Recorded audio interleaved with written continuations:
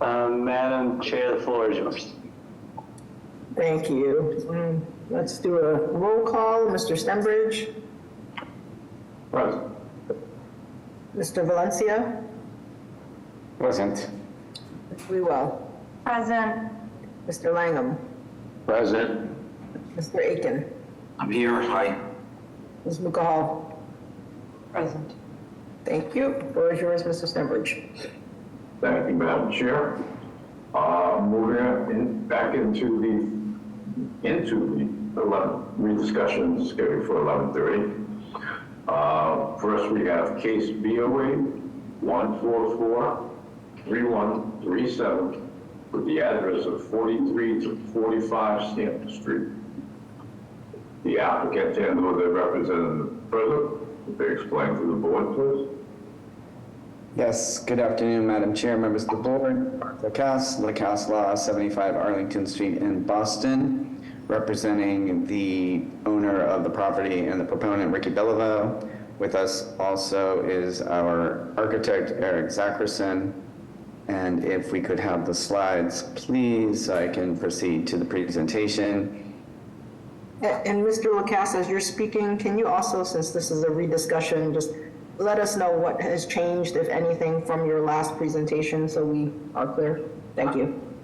Yes, and Madam Chair, the BPDA recommendation, which has been posted for today, also notes the changes that were made to the property and to the proposal as it has gone through an extensive community review process, as well as changes made in response to comments from this board at the most recent prior hearing, wherein Hansi Betta-Barraza made certain suggestions, and those have been incorporated into the project, as well as comment from the VPDA, and that includes the project plans were changed to remove all proposed front yard parking spaces, to reduce the number of parking spaces from 19 to 16, to add an interior bike parking room with 16 bike parking spaces to the ground floor, convert the existing concrete front yard to a landscaped permeable lot area with walkway,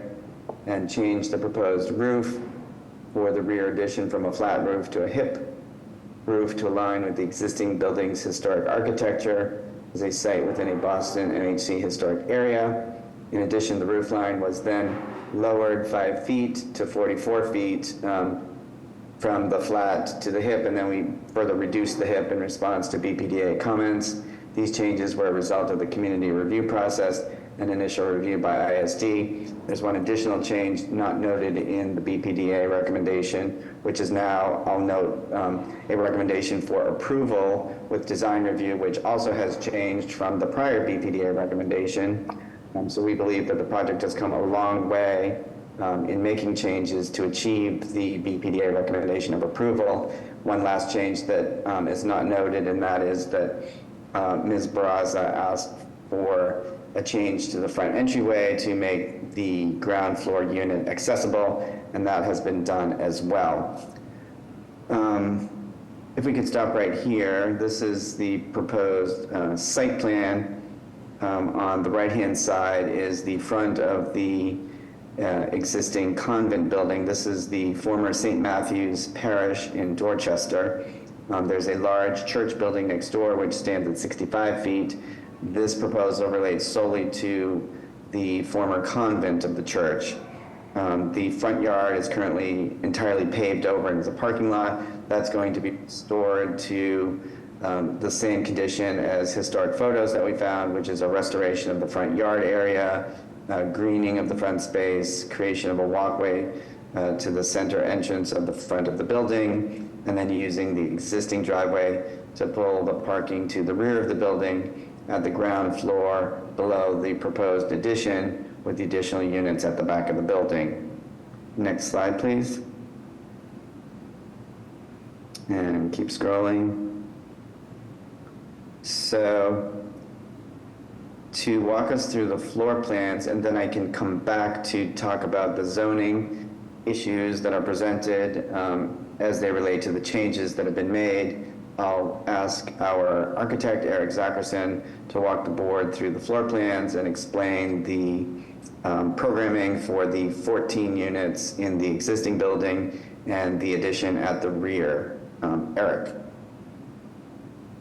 Thank you, Madam Chairman, members of the board.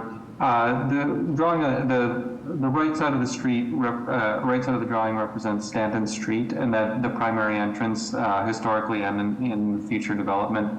The street is actually off to the right of the page, but we wanted to kind of begin with that orientation. So the existing entry stair would remain, and that would bring you up to the lobby.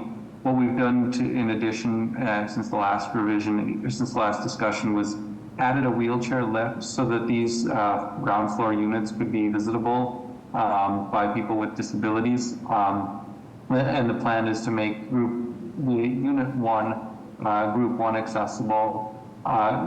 Unit 2 probably can't be because of its grade change within the unit, but we could at least make the public spaces of it something that could be visited by somebody in a wheelchair. So these 2 units remain as 2-bed, 2-bath units. And then from here, people would go up through the staircase, the central staircase to the levels above. Next slide, please.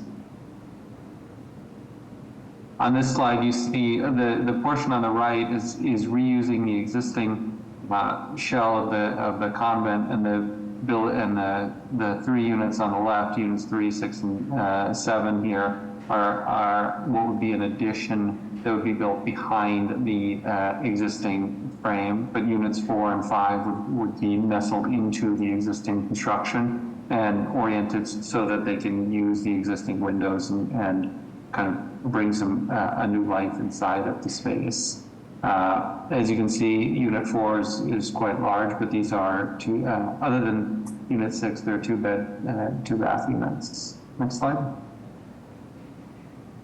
As we go up, you see, again, the 3 units on the left are the addition, and the Unit 9 is using the existing 3rd floor of the convent space. In this case, that's the large 3-bedroom unit that we have on this floor. Next slide. And then finally, you see how the addition comes up a little bit higher than the convent, but as we see as we'll show in the elevations, that we mitigate that by trying to make it feel like an echo of the existing structure as something that's behind it, and allows us to keep the roof lines of the previous of the existing building. Next slide. So this is a diagram because the roof's structure is kind of complicated, but you see on the left, the left L shape is the addition, and the right shape shows the kind of 3 different levels of the roof of the convent, which is below that. Next slide. Next slide. Next slide. Okay, so here you can see using the existing brick building and bringing it back to life. And then the lighter lines, you see the cement fiber panels behind that are literally behind the building. So the 3rd and 4th floor that kind of peek out over this would be horizontally, or incline would be further back over what is the existing parking lot. In this, you can also see how we brought down the hip roof in order to bring down the height of the building. We both squeezed it down onto the level below, and we reduced its angle in order to bring down some of that. So we understand that there were concerns about the shadowing of this building onto some of the neighboring yards. Next slide.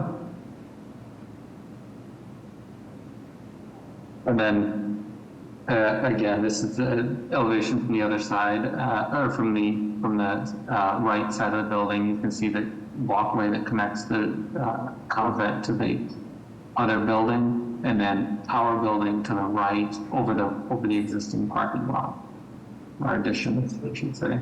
Next slide. And this is the view from the rear, what neighbors at the rear would see. the 3-story addition raised up over the parking, but portions of the existing brick building still peeking through the base of it. Next slide. And then this is looking towards the baptistry and not baptistry, the sanctuary of the convent, and what was Unit 2 on the earlier plan. And then on the left side, over the parking, you see the 3 levels of units, and then the brick exposed and refurbished wherever you can see on the right and lower level. Next slide. I think that might be it, other than, I don't know if the rendering made it into here, but I think that might be it for what we can show. Thank you, Eric. And Madam Chair, if I could just briefly address the zoning. The off-street parking insufficiency parking spaces required by the code are 21, but as noted in the recitation of the changes, that has been reduced to 16 with a suggestion by the BPDA that it be further reduced. However, as is not surprising, during the community review process, the concern about parking in the neighborhood was expressed over and over again, and we think that 16 is a nice compromise that provides at least 1 parking space per dwelling unit. The multifamily use is a forbidden use in this 3F subdistrict, but as noted in the BPDA memo recommendation, the multifamily use is consistent with the prior use of the building, as well as with the goals of Imagine Boston 2030 for adaptive reuse of historic structures such as this. A loading bay requirement is cited as a requirement of the zoning code. As the BPDA notes, this points to the need for zoning reform, as given this is a residential building, loading bays ought not be required in residential buildings as they're inconsistent with the residential use. The FAR max is 0.4, the proposed is 1.2. Building height in stories, max allowed is 2.5, the proposed is 4, but as shown on the elevations, that is just slightly above the existing convent and very much below the height of the adjacent church next door, the St. Matthew's Parish Church, which is the subject of a separate proposal that is not before you today, but the church structure stands at 65 feet. The rear yard requirement is 30, and the proposal is 13.1 feet. Again, all of this is consistent with the overall recommendation of the BPDA for approval with design review, which essentially serves the same function as small project review. And we are certainly happy and willing to continue to engage in that process as we have to date on many occasions to be responsive to the suggestions that have been made throughout the course of this process to make it a better project. There are,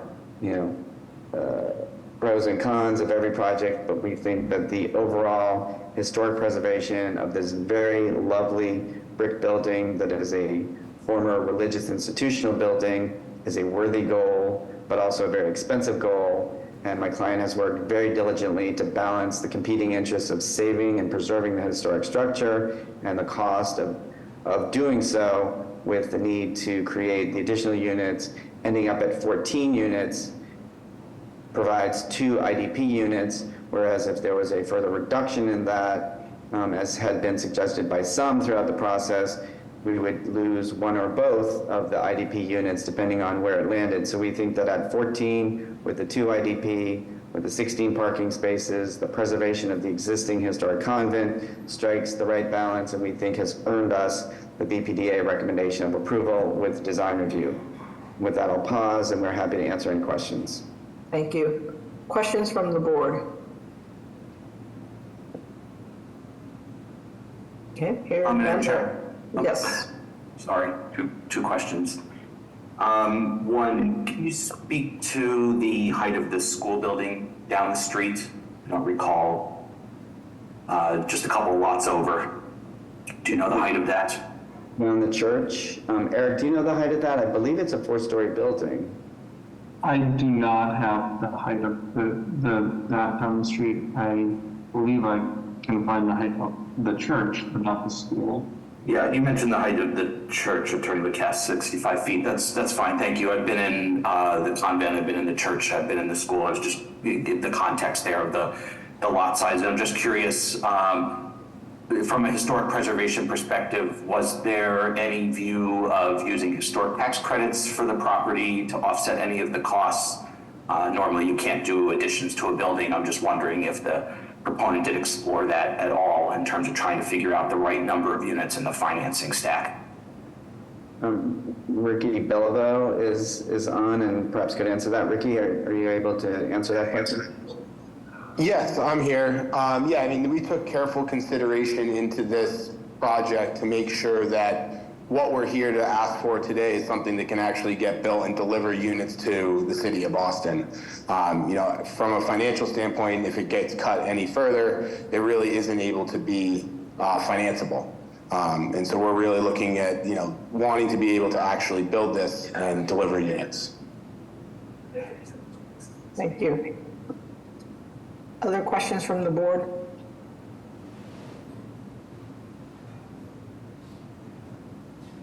Okay, hearing none, may I have public testimony?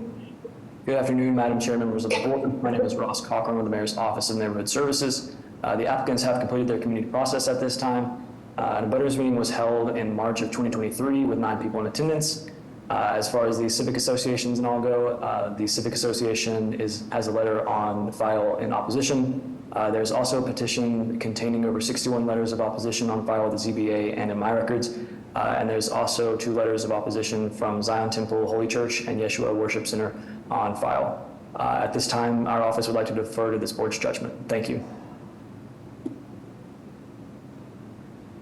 Good afternoon, Madam Chair, members of the board. My name is Ayo from the Office of City Councilor Brian Morrell. And in regards to this project, as Ross Cochran just stated, there are several oppositions stemming mainly from the overall height and the quantity of the units. With that being said, the council would like to note the amount of changes being made to the project and the opponent's willingness and cooperation to meet with the community, as well as to name a there not mentioned community benefit to follow up with whatever the community has in mind. The council would like to defer to the decision of the board.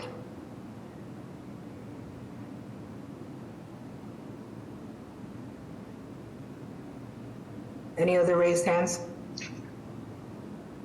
Madam Chair, members of the board, this is Mina Perez representing the Carpenters Union. We'd like to go on record in strong support of this project. Thank you. Thank you.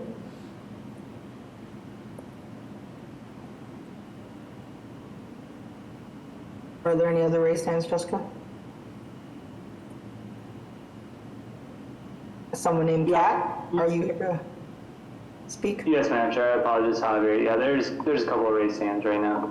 Okay, I can't see them, so someone can help me. Man else Nelson, you're unmuted right now.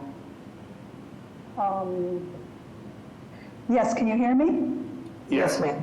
Okay. The community, as you know, is in strong opposition to this development, and our main concern is the community is comfortable with 11 units, 3 floors, not the 14, 4 floors. It's a market rate unit, but I also haven't heard the developers talk about the 9-foot driveway. The driveway is not the 10-foot driveway.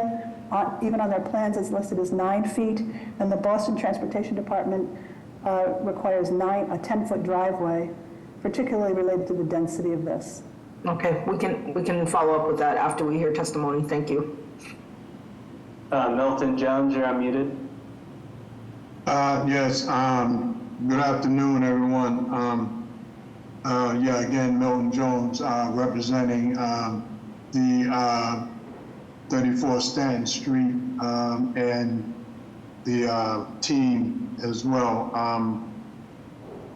We'd like to, welcome V10 to our community, and we hope that we can come to a mutual agreement about moving forward with the project without the addition of a 4th floor. V10 is proud to say that the goal of the project has been to keep the historical preservation of the project. My opposition is based on the goal of keeping the preservation and historical look of the entire street. The church was built in 1899. My house was built in 1890. The houses have a historical flair and charm as they are tucked on this small one-way street. The fourth floor takes away from the historical look. It does not contextually fit, and it sticks out like a sore thumb as it hovers over several abutters 2 and 3 houses away from the project. I just can't see the need for a fourth floor other than helping them recoup profit from the project. We don't want to destroy the historical look. It is not in the best interest of the community. Thank you.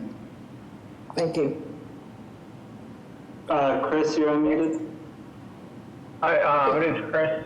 I'm calling in support of the project. I think it's a great use of an abandoned building and being able to bring more housing during a housing crisis that we need more housing in the city.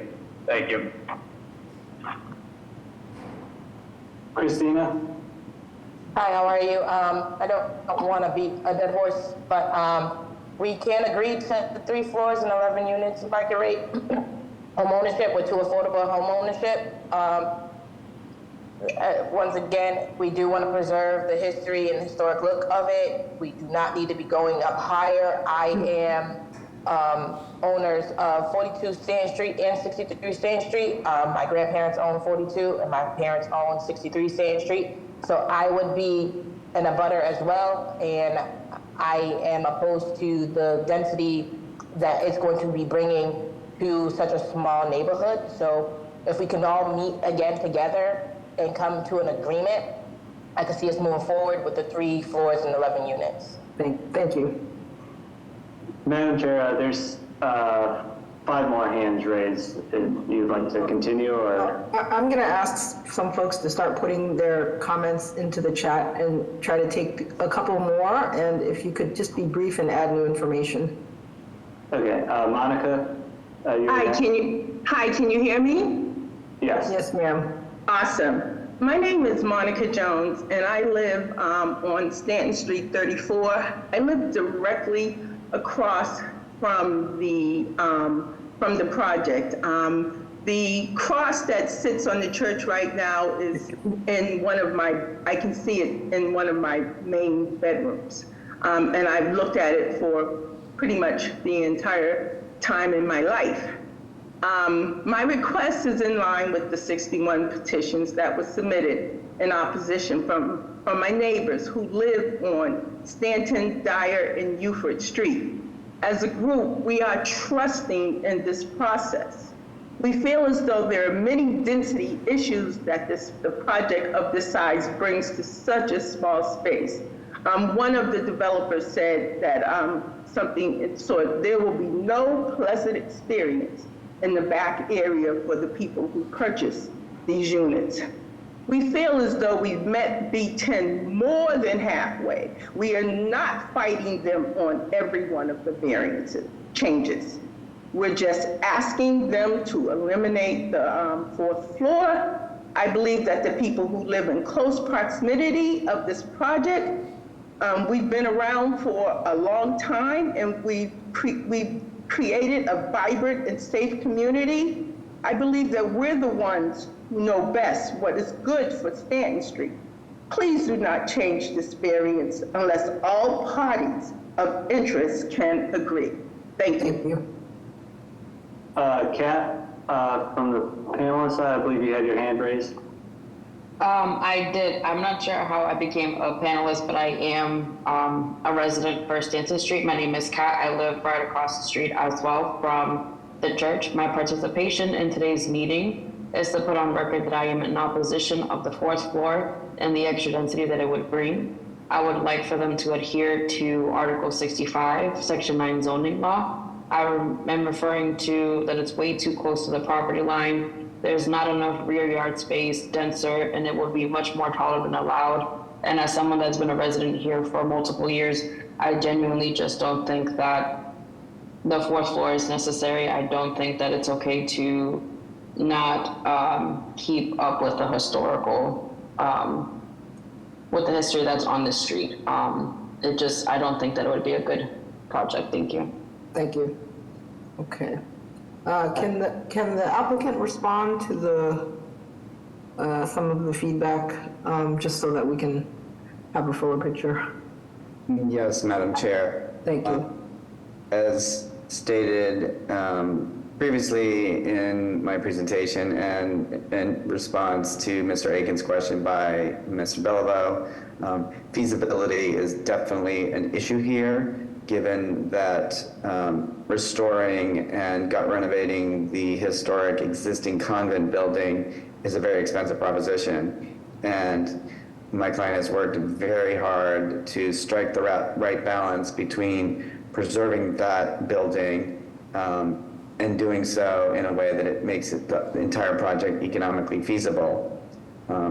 The height of the addition in the back is less than 10 feet above the existing zoning max, and again, in context of what is right next door with the existing church building, in context and in elevations, the roof rhythm of the existing convent and the addition is quite pleasing to the eye. And again, changes were made to that responsive to both the BPDA and to this board's architect throughout this lengthy review process. And further, that the BPDA's recommendation includes a proviso for continuing design review, which will continue to occur. 14 units yields 2 IDP units. Anything less than that, again, just doesn't work. You can't do 11 and 2 and have the financing pencil out. So given the all of the factors brought to bear, the importance of historic preservation, the importance of production of housing units, the importance of production of IDP units, we think that the proposal that is before you today represents a fair balance of all of those competing interests and is worthy of the approval recommendation by the BPDA. Mr. Lucas, can you comment on, can you address the question about the driveway, just so that we're clear, the concern about it being 9 foot? Yeah, that's, Eric, it's a function of the chapel portion of the building, I believe, Eric? Yeah, exactly. The existing chapel at the pinch point with the property line does narrow down to 9 feet. That has historically been the driveway to the back of the church from the time of when the church was in use, and we chose to continue to use that rather than cut off a portion of the chapel. But that is the only point where it's 9 feet. The rest of the driveway and drive aisles would be per BPDA standards, BTD standards. But right there at where the chapel gets very close to the property line is where there's a 9 foot pinch point. But as I said, that's been used for quite a while, and so we had planned to use it as well. Thank you. Mr. Hampton, are you available just to weigh in as you know, again, this project has been before us many times and BPDA's recommendation has changed? Yes, thank you, Madam Chair, members of the board, Jeff Hampton, BPDA. As noted, I think it was deferred 4 times. And I think all 4 of those times we've recommended denial without prejudice.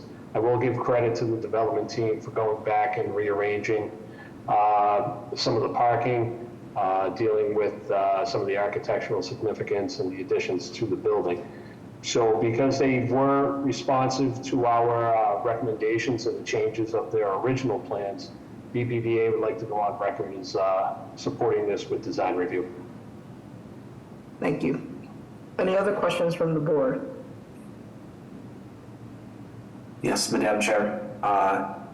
2 questions. One is we had 1 speaker and 2 notes of support. Are those also residents of Stanton Street or the immediate streets there? Because otherwise it seems like pretty universal opposition. So This is not our only point of trying to gauge the project, but just wondering a little bit more about those three comments in support. Can the proponent offer? There was a Chris Proul who spoke and two others. They didn't give addresses though? Also, Mr. Aiken, it wasn't noted by the ONS rep, but I believe Mr. Stenbridge could confirm that there are several letters of support from nearby residents in the file as well as the speakers who spoke.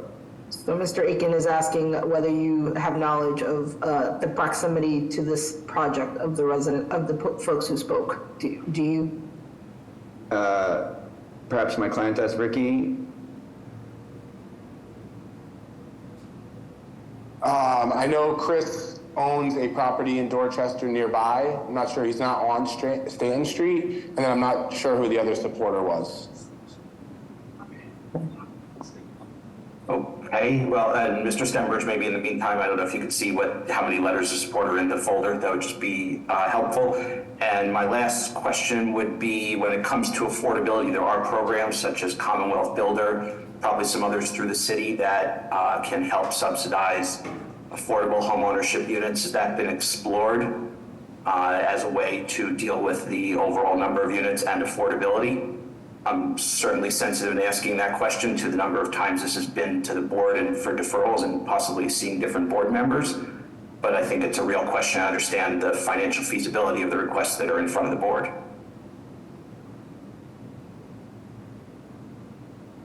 Ricky, can you weigh in on that, whether Commonwealth Builder program has been explored?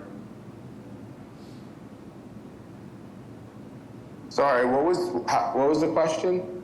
There are other programs to help assist in subsidizing affordable home ownership. Have those been explored in terms of how you're dealing with the feedback of number of units? Yeah, so we talked to some of the counselors about some programs that could help us.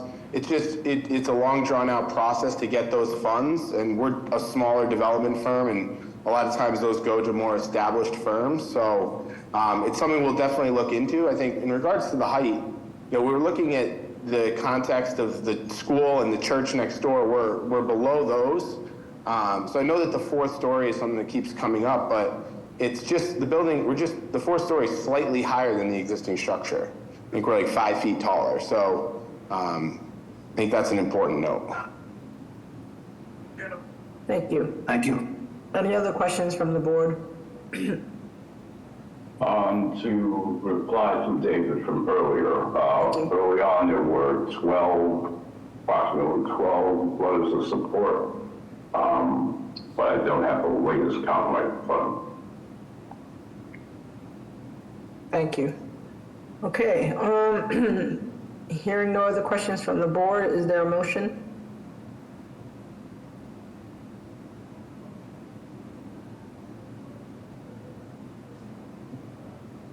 Madam Chair, I will put forward a motion of approval with a proviso for design review and also subject to execution of an affordable housing agreement.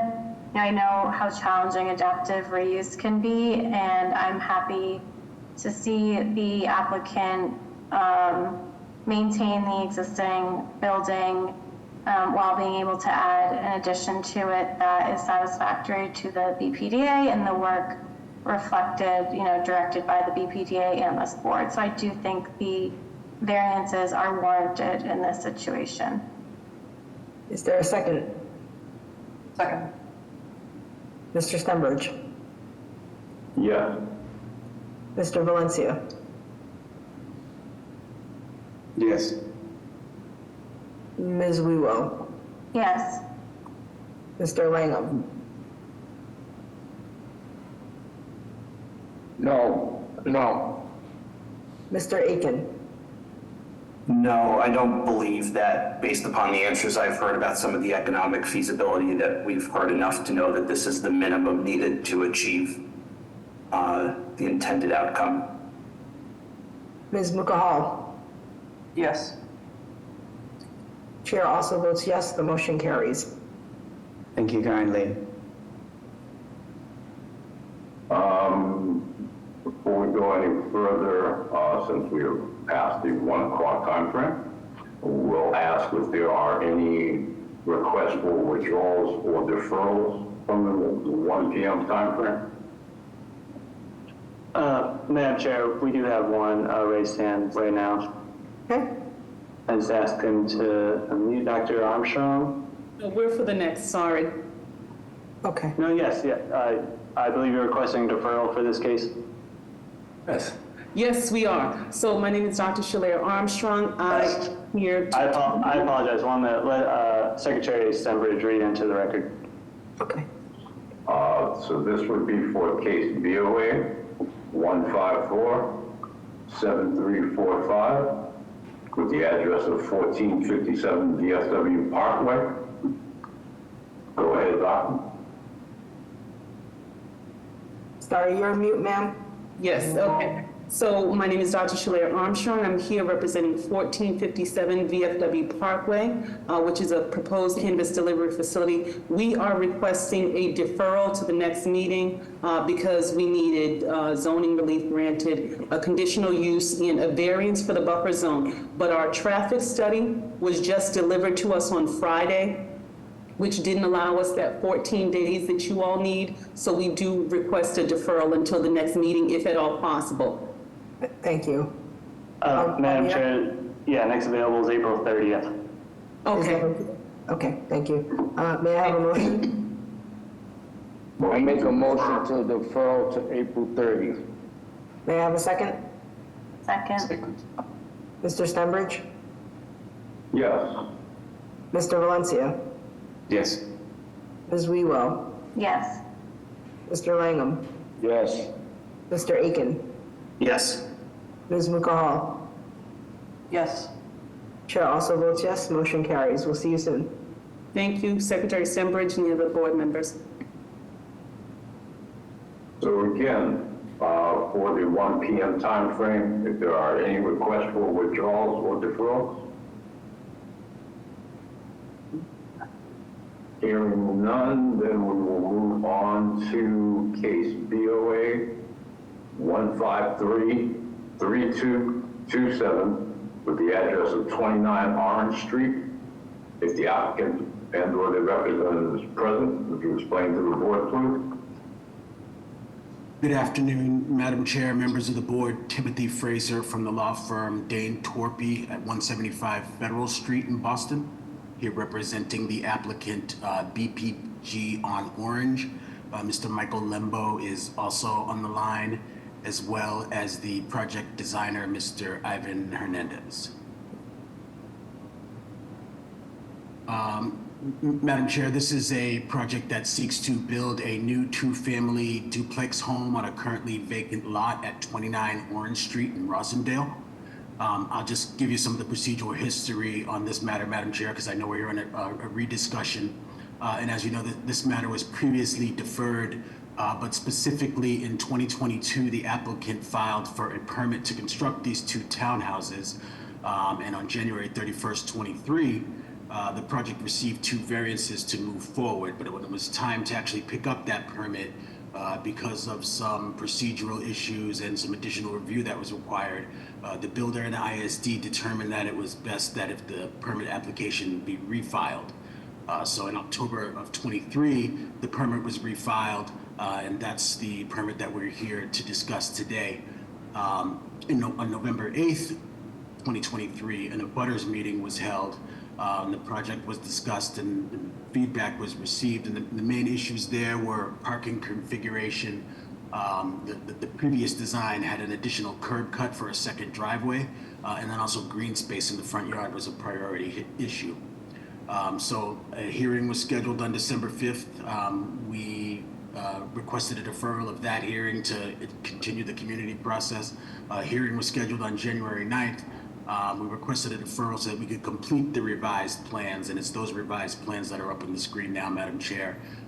They now include the much requested green space in the front yard. You can see from the slide that's there is it's only one entrance in the front now with green space to the left and the right of those staircases, of that staircase. And then also that additional curb cut was eliminated from the plans, as well as the other driveway.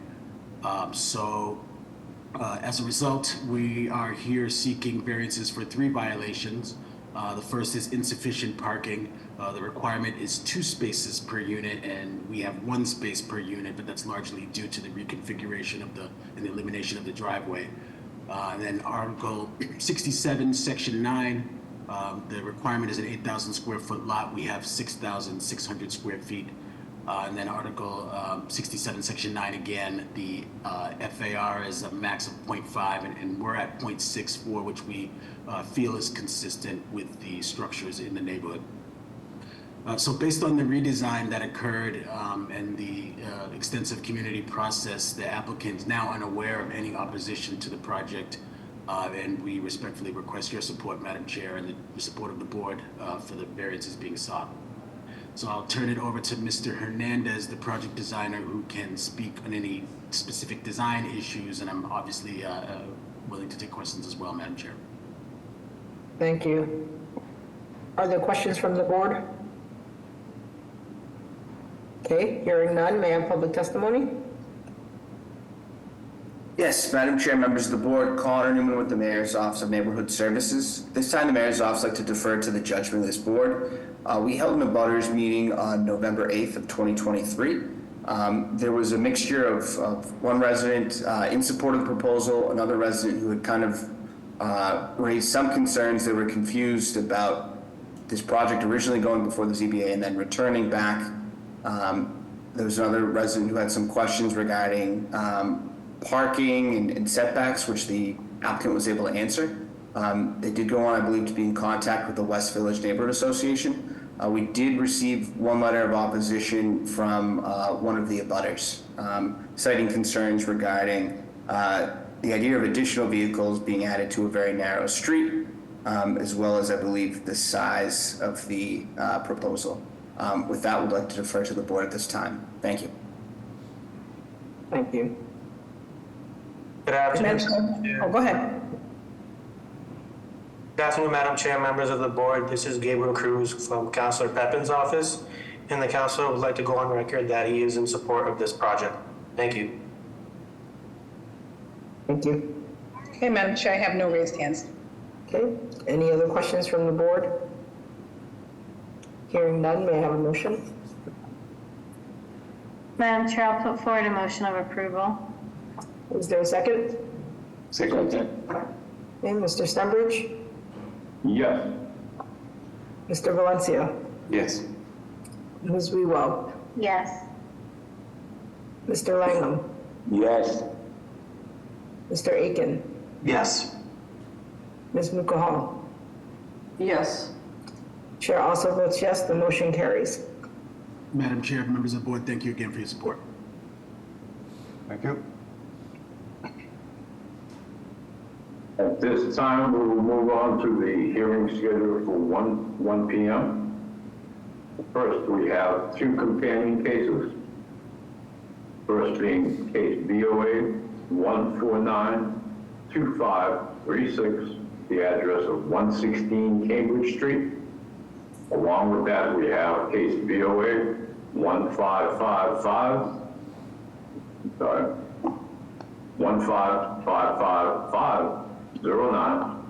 with the address of 116R Cambridge Street.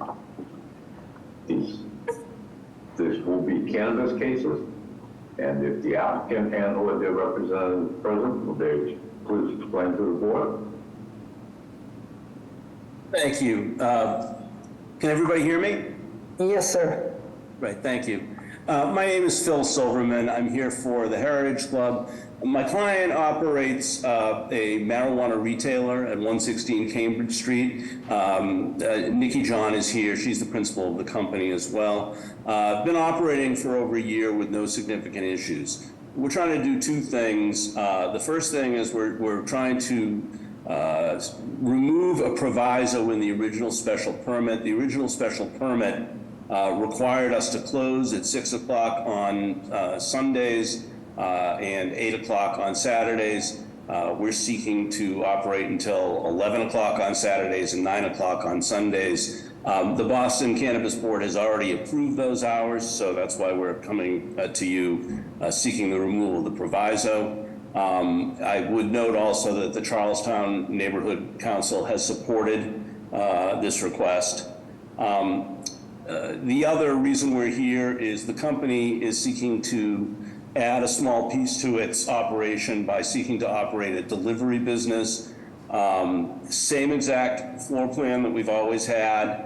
No new construction would be added. We'd have probably one vehicle. I'm not sure we'll ever get to two vehicles, but certainly one vehicle. Effectively, you know, the administrative offices here would also be conducting sort of dispatch services for that vehicle. You know, we see, at most, you'd see that vehicle leaving maybe twice a day and coming back twice a day, so not adding a lot of traffic either to the area. So happy to take any questions, but those are the two matters we're here on. Thank you. Questions from the board? Okay, hearing none, may I have public testimony? Madam Chair, members of the board, Sean Breen with the Office of Neighborhood Services. An abutters meeting was held for 116 Cambridge Street on November 6th, 2023. It was well attended. Since that time, this office has received 0 letters in opposition and 7 in support, including 1 from the Black Economic Council of Massachusetts. With that, we would defer our judgment to the board. Thank you. Madam Chair, I have no raised hands, thanks. Okay, with that, may I have a motion? Madam Chair, I would like to put forward the motion of approval. May I have a second? Second. Mr. Stenbridge? Yes. Mr. Valencia? Yes. Ms. Wewell? Yes. Mr. Langham? Yes. Mr. Aiken? Yes. Ms. Mukahal? Yes. Chair also votes yes, motion carries. Good luck. Next, we have case BOA 1540541 with the address of 335 K Street. If the applicant and/or the representative present, will they explain to the board, please? Yes, Mr. Secretary. Madam Chair, members of the board, Attorney Ryan Spitz, Adams and Moranci, business address of 168 H Street, first floor, South Boston. I'm here on behalf of the owner. Also joining me today is the architect, Kevin Moniz. If we could just elevate Kevin, I believe he's just in there as a participant. If we can elevate him for a panelist, just in case we have any questions for him. This is a proposal to change the occupancy from a one-family and a lodging house to a two-family dwelling, along with the proposal for a new curb cut to allow parking for 2 vehicles. The proposed design is staying within the existing footprint of the entire building, and all renovations of the property will be interior. By way of history, this property has been operating as a 3-family and has been taxed by the city of Boston since 1987 as a 3-family. The proposal is located within an MFR-LS subdistrict, and the property consists of approximately 1,251 square foot lot, which creates these 2 violations with the change of occupancy, one for lot size and the second one for additional lot size. Unit 1 will consist of 2 bedrooms, kitchen and a living room located in the basement and first floor. The basement ceiling height is approximately 7 feet by 8 inches. There will also be 2 window wells for means of egress, as well as a back door leading out to 7th Street. Unit 2 will consist of another 2-bedroom, kitchen and a living room located on the 2nd and the 3rd floor. The proposal calls for a 16-foot wide curb cut for 2 ground-level off-street parking spaces measuring at approximately 17 feet wide by 18 and a half by 30 feet long. We do have a violation for design and maneuvering areas. Also, we were cited for insufficient parking, but I believe this was an error. As per the code, 1.5 parking spaces are required for any new unit of housing, and where the occupancy is adding 1 unit to it, the requirement is 1.5, and the proposal calls for 2 parking spaces. We have additional violations for the side yard setback. This is a pre-existing nonconformity, as the footprint of the building is not being changed. Therefore, I believe this violation was also cited in error. The proposed scope of work would not increase this nonconformity, as all work under this application is being completed within the interior of the building while maintaining that present footprint of the building. Therefore, the applicant should not have been cited for the above-mentioned violation and a few more that we're going to discuss momentarily. And I just want to specifically address your attention to Article 13, Section 3 of the zoning code pertaining to those nonconformities. We do have an FAR excessive violation. Again, the existing FAR is nonconforming at a 2.15, and our proposal is slightly reducing that FAR to a 2.12. Therefore, because we are not worsening that pre-existing nonconformity, a violation we believe should not have been cited here. We do have an open space violation. Code requires 200 square feet per unit for a total of 400 square feet for this proposal, and our proposal has a total of 227 square feet. The violation is also a pre-existing condition where it's not being worsened. I have read the BPDA recommendation, which appears to be inconsistent with the previous recommendation on this same proposal within the last year. To clarify for the board, this proposal was scheduled to be heard by this board, but the applicant decided to withdraw as he believed he could operate under the existing lodging house license, which was factually untrue, reason why the applicant is back in front of this board today. It appears that the BPDA recommendation is based solely on the outdoor accessory use parking. I want to highlight for the board currently, there is a fire hydrant. If we're looking at that proposed curb cut from the front, there is a fire hydrant to the left of that proposed curb cut and a handicap sign to the right of that curb cut, which prevents anyone from the neighborhood from parking in front of the property where the proposed curb cut would be located. Therefore, there wouldn't be any adverse effect to the community if the curb cut was allowed. Further, this type of driveway is consistent with other parking schemes within this neighborhood. And one thing I just want to leave you all on, from my perspective, the actual violations that we should have just been cited for were lot size, additional lot size, and design and maneuvering of the parking spaces. At this point in time, I'm going to pause and turn it over to the board for any questions or comments. Thank you, Attorney Spitz. Questions from the board? Hearing none, may I have public testimony? Hello, Madam Chair and members of the board. Lydia Plasky with the Mayor's Office of Neighborhood Services. And a butters meeting for 335 K Street was hosted on January 11th. The meeting was attended by a number of abutters. The new curb cut was a concern relating to the availability of street parking. Egress and fire safety were discussed, to which the proponent satisfactorily resolved. Our office received 3 letters of opposition. Aside from previously mentioned, one abutter expressed concern over lack of single-family homes in the neighborhood. The Gate of Heaven Neighborhood Association submitted a letter of support for this proposal. At this time, our office is unaware of any additional concerns with this application. We would like to defer to the judgment of the board at this time. Thank you. Thank you. Good afternoon, Madam Chairs and members of the board. This is Laura Toledano for Council Flynn's office. Council Flynn would like to go on support based on through community process and good faith compromises on both sides. Changes from previous iterations of the proposal include the removal of the lodging house destination to a 2-family unit, with no alterations to the existing footprint of the building or the height, and interior renovations only. The proponent will also look to provide 2 parking spaces.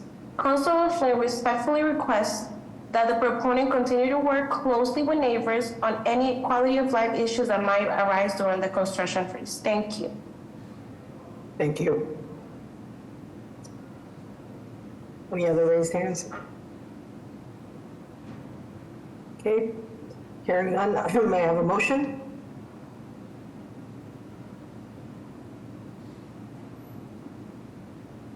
Madam Chair, I would like to put forward a motion for approval with a proviso with BPDA review and BPDA review, special attention to reducing the size of the court.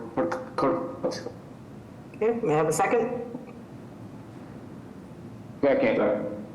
Mr. Stenbridge? Yeah. Mr. Valencia? Yes.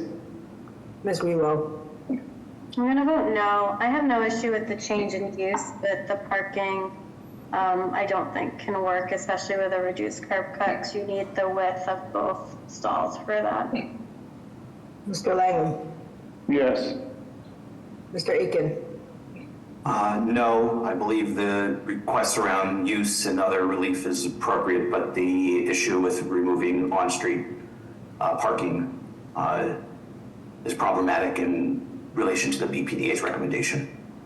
Ms. McCall? No, due to parking concerns as well. Chair votes yes, the motion does not carry. Is there another motion?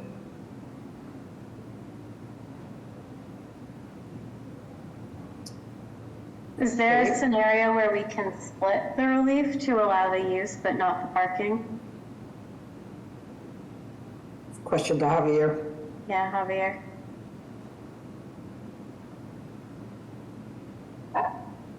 I would say most likely no.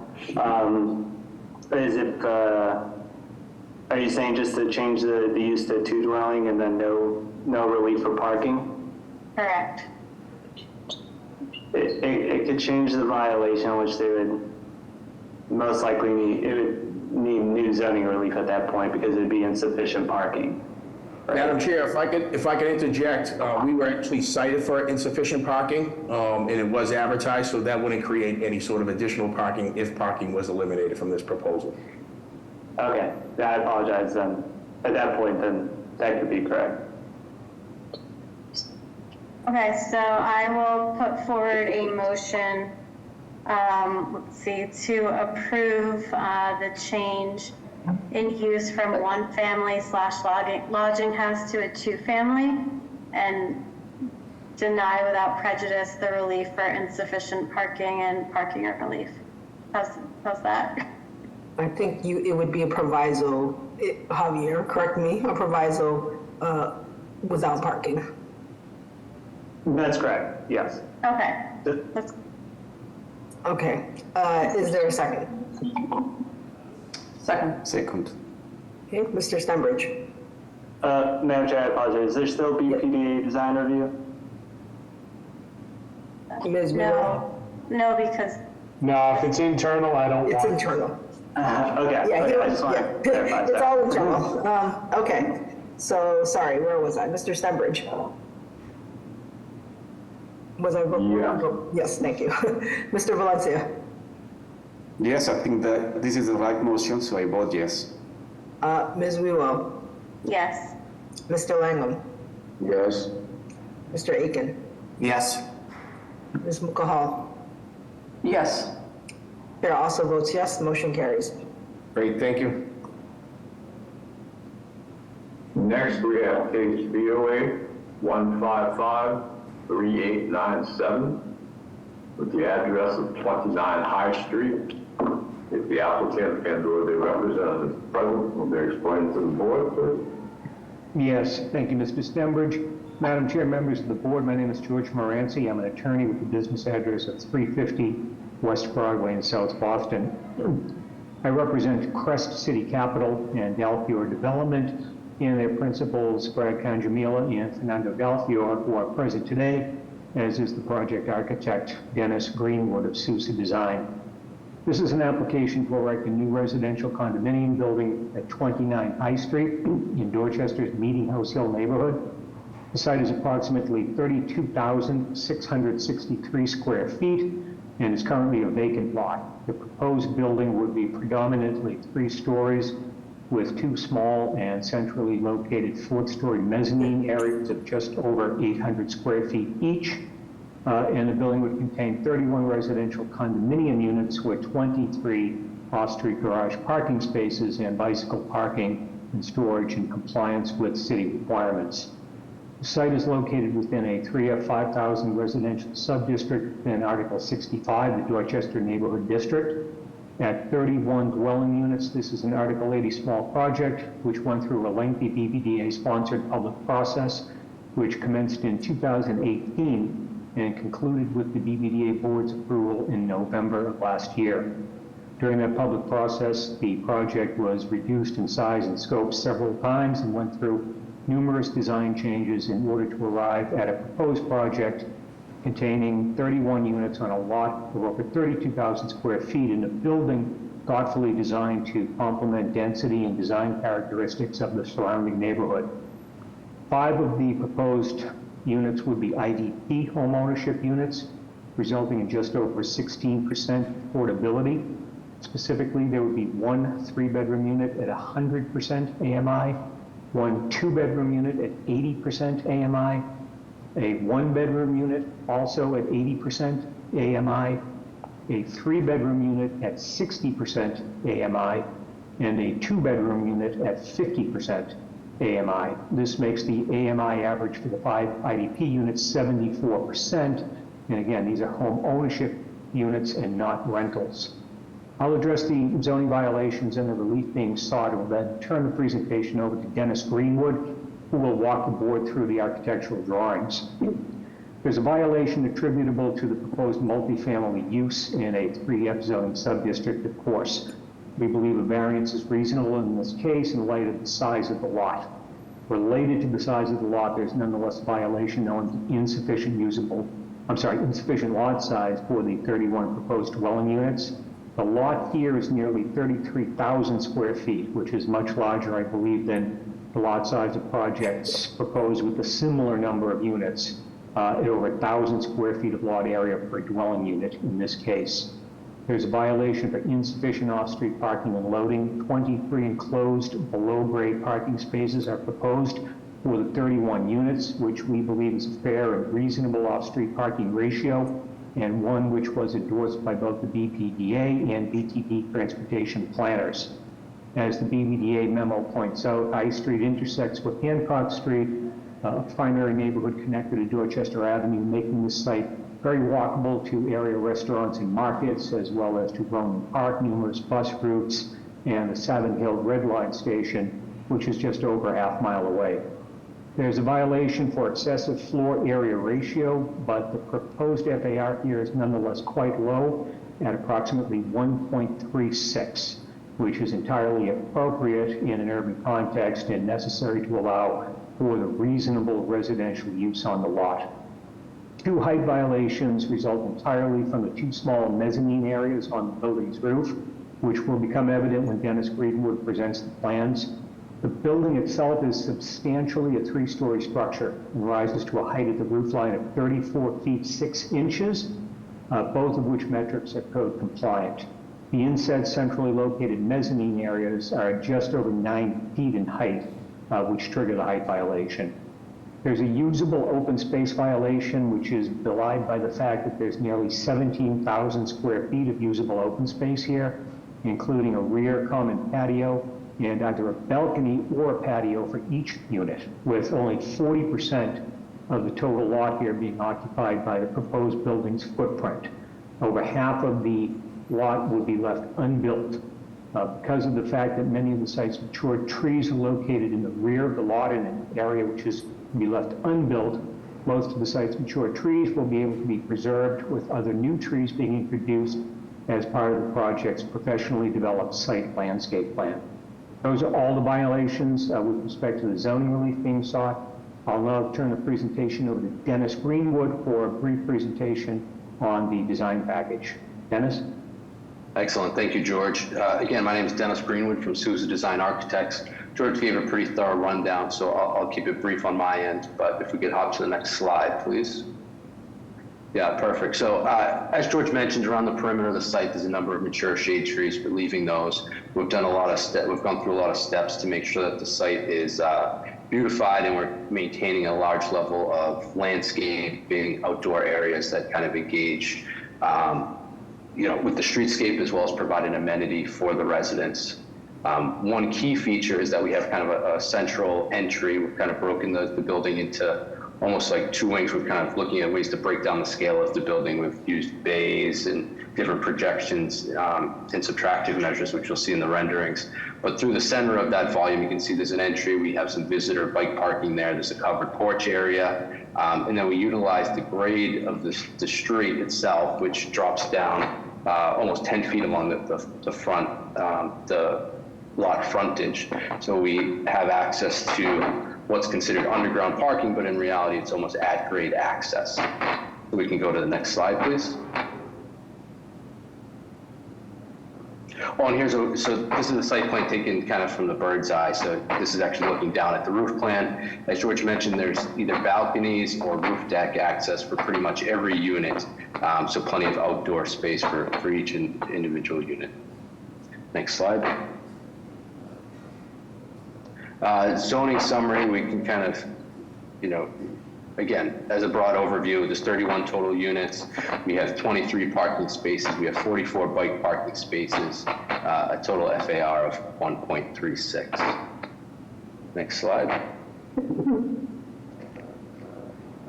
Okay, so here we have the garage, the parking plan. So as you can see in the lower right side is a ramp down.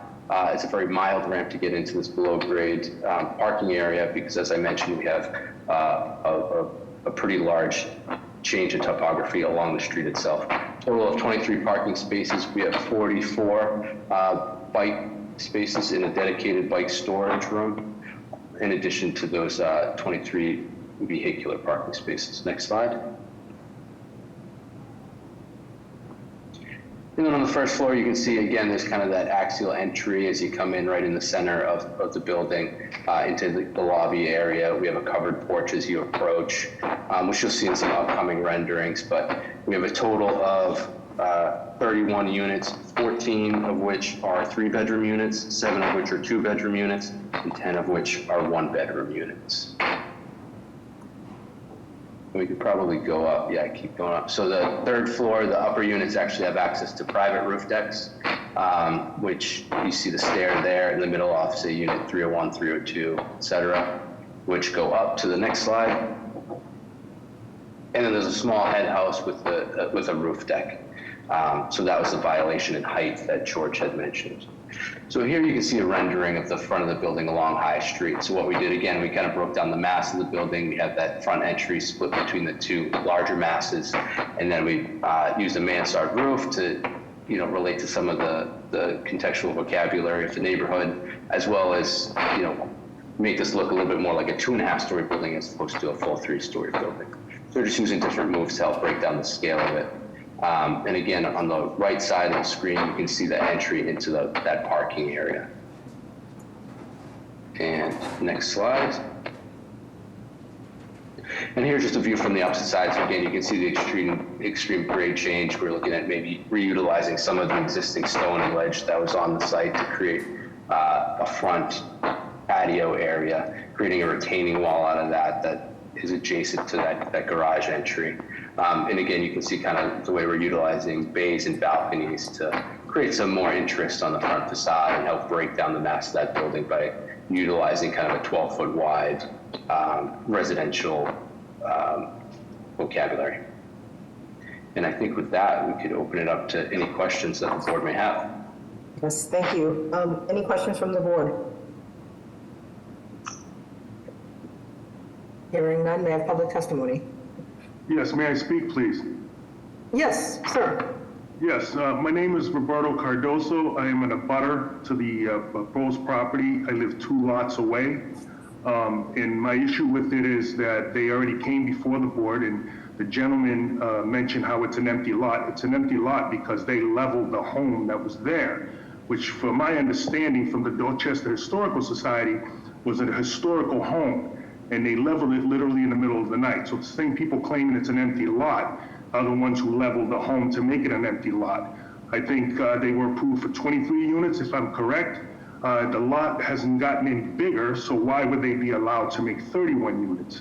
I just want to voice my strong opposition to this project. It's going to add parking to a street that's already the snow emergency parking street. Whenever there's a snow emergency, everyone from Hancock Street and Bowdoin Street parks on High Street, and they're already across the street adding, as we speak, a 15-unit apartment building on the residential street that has a lot of single-family homes, and the 15-unit building also leveled a single-family home, and they're wrapping a large 15-unit apartment building around my neighbor's other single-family home.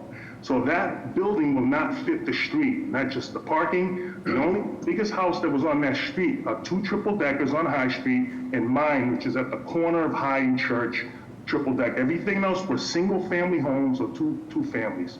And all these apartment buildings do not fit the footprint of the neighborhood. The parking's gonna be ridiculous, and I don't understand how they were denied and approved for 23 units, and now they're asking for 31 units. What has changed that you would allow them 31 as opposed to the 23 already agreed upon? And Thank for you. that, I just want to say my strong opposition as an abutter and a neighborhood resident. Thank you. Thank you. Mr. Malchek? Thank you, Madam Chair. Good afternoon. My name is Quinn Balsich. I'm a senior project manager at the BPDA.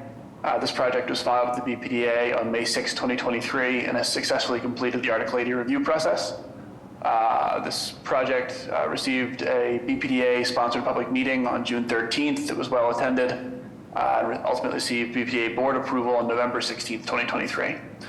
The project received mixed support and opposition from neighbors and community members, and received letters of support from Representative Worrell and former City Councilor Frank Baker. And the BPDA continues to express its support for the project at this time. Thank you. Thank you. Any other raised hands? Oh, yep, there's a raised hand, one second.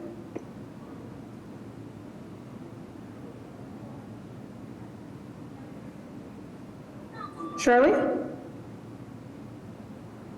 Hi, everyone. Am I unmuted? Yep, we can hear you. Can you state your name and address and tell us if you're in support or opposition for the project? My name is Shirley Jones. I live very near to the project. I'm the current Meeting House Hill Civic president, and I'm very familiar with the process.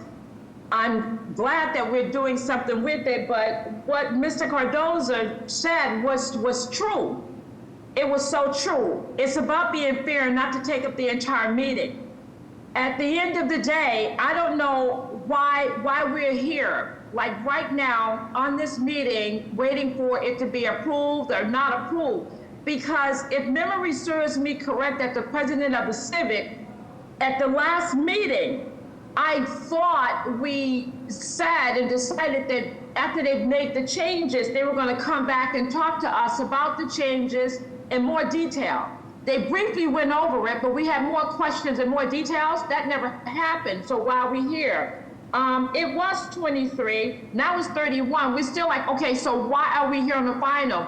I would like to see where Representative Worrell, hi Quinn, by the way, it's good to see you, how Representative Worrell was in approval without having a conversation with us. So I think that's an overstep on his part. And I'm okay with letting him know that. So Mr. Baker, he did well while he was here, but now we have a new rep, which is Fitzgerald. Everyone knows that. So I'm not against it, but I'm not for it. I just don't like the process of why are we here when we weren't really considered. Like, I'm in awe, like, oh my God, I got the letter, I'm here, I see the construction, I'm all over the place with dirt and dust and people blocking up the street. But the process was not done correctly as far as I'm concerned. They need to come back to the Civic. Thank you, ma'am. Can you please wrap up? Thank you. Jessica, are there other raised hands? No additional raised hands. Okay, would the proponent like to just a brief response? Sure, thank you, Madam Chair. George Moranci. With respect to Meeting House Hill Civic Association, beginning again, I think in 2018, we began meeting with Meeting House Hill. I believe we presented to them 5 times at least. The last time that we presented was on October 18th of last year. Ms. Jones actually was not the president at that time. The president was Jen Johnson. Ms. Jones was at the meeting. We presented this exact project, the 31 units at that time, and it was after that presentation to Meeting House Hill Civic, and with the support of Councilor Worrell and Councilor Baker, that this matter went to the BPDA board for approval. With respect to the structure that was previously on the site, there was a building there. It was the First Parish Church's parsonage building. That building's deed actually contained a provision that stated should the structure cease to be used as a parsonage, it must be torn down. The building, and my clients did go through the Article 85 demolition delay process with the Landmarks Commission. The Landmarks Commission, by vote, determined that the building was not significant, and the building was demolished pursuant to a validly issued demolition permit in 2021. Thank you. Are there other questions from the board? Hearing none, may I have a motion?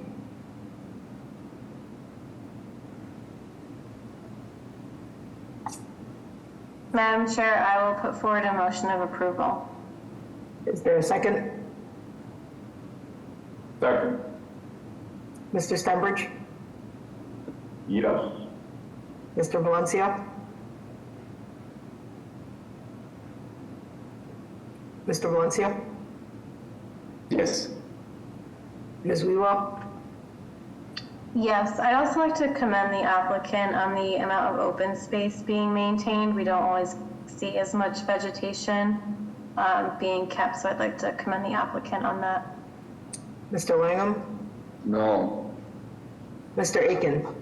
Yes. Ms. McCall? Yes. Chair also votes yes, the motion carries. Thank you. Next, we go to case BOA 155-9568, with the address of 584 Cambridge Street. If the applicant and/or their representative are present. Thank you. Thank you, Ms. Stenbridge. Thank you, Madam Chair, members of the board. Attorney Jeff Drago with Drago and Toscano with the business address of 11 Beacon Street. Here on behalf of my client, Stan Klebner of Odessa Capital, and with me I also have Adam Glassman, who's the architect on the project. What you're looking at is a rendering in this photo of a proposal on an empty lot in the Alston neighborhood at 584 Cambridge Street to erect a new residential building with 8 units and 4 parking spaces. Just by way of background, this project originally encompassed 2 lots and was approved by both the BPDA and the ZBA at 582 and 584 Cambridge Street.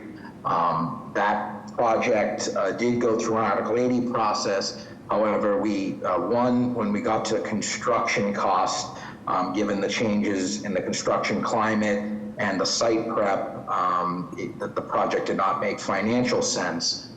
Second to that, our neighbors along Gordon Street in Ridgemont had strong concern, as well as the Alston Historical Society, about keeping and maintaining the existing structure at 582, which is an existing building. Taking all of that feedback, we still did want to develop the residential lot. And if you go to the next slide, Madam Ambassador, that would be helpful. And so the newest proposal was a scaled down version, which would only develop on the residential lot portion. The other building has since been sold and is rented as a 3-unit building, so that building is preserved. There is also 4 parking spaces accessed through an existing driveway by easement, and we'll show you in a few slides. But just if you look at this aerial view and you look at the recommendation by the BPDA of approval for this particular project, it falls in line with the mixed use along Cambridge Street. So even though this is a 3F portion of this district, you can see the different landscape. There's a number of multifamily residential condo and rental buildings. To the right of us is a mixed use building. There are some 3-unit buildings, and then to the left, if you can see right on the corner of Gordon Street in Cambridge, there is a larger commercial building right at that site as well. So there is a mixed use, and as was mentioned in the BPDA recommendations, this particular area, which is a busy intersection, will be a focus of an area potential for new zoning called Squares and Streets, of which this would fall in line in Alston Bright. If we go to the next slide, please. And you can just see here, that's the existing lot on the right-hand side, the existing building, and then the shared driveway with an existing curb cut. In the middle, our cars, and there are 4 proposed parking spaces that would go to that driveway and bear to the right. One thing, all of these, needs to go to the next slide, Madam Ambassador. All of these units proposed are 2-bedroom units. They range in sizes from 891 square feet to a little over 1,000 square feet. So all similarly designed. They have patios in the rear decks, and we really try to adhere as much as possible to the zoning code for the setback. So we were able to maintain, and this was one of the earlier concerns that we heard from residents along Gordon, is they wanted to maintain the rear setback. With this new project, we have a 59-foot rear setback, when 30 would be required. We do meet lot frontage, lot width, front setback, and the left side setback. We are slightly over on FAR, so we're seeking relief for 1.2 FAR. We are seeking relief for the use for multifamily residential and also parking. We do have 4 on-site parking spaces in the rear of the property, and 14 would be required.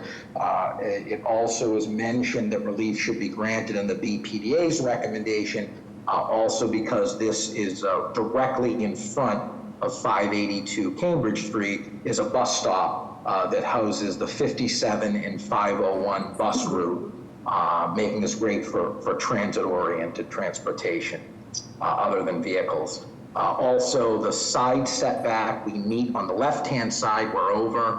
On the right, we are at 3.5, and 5 would be required. So we would need relief there as well. If we go to the next slide, please. I want to note these are all condos, proposed condo units again as well. If we go to the next slide, please, Madam Ambassador.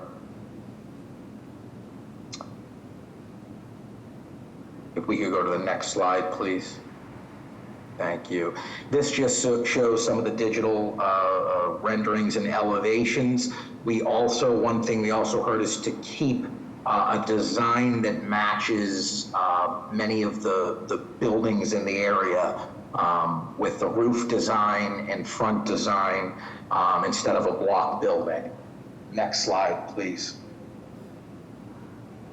And now these are just the floor plans. If you could go to the next slide, please. I just want to get to the landscape area. So as you can see, most of the houses line up in a similar fashion with a setback in the front of the building. So all of that area will be maintained green space with trees. In the back, we do house 4 parking spaces, but we do have an area in back that is all green with trees and maintaining many of the trees on the site as well. And so with that, I can pause and answer any questions. Thank you. Any questions from the board? Hearing none, may I have public testimony? Yes, hello, Madam Chair, members of the board. Frank Mendoza here, Alston Brighton liaison for the Mayor's Office of Neighborhood Services. We did host an abutters meeting for this project on the 13th of November, 2023. No abutters were present. The Austin Civic Association was presented to by this applicant, and that they did choose to vote slightly in opposition. With that said, we'd like to defer to the judgment of the board at this time. Thank you. Thank you. I have a few raised hands here. 1 second.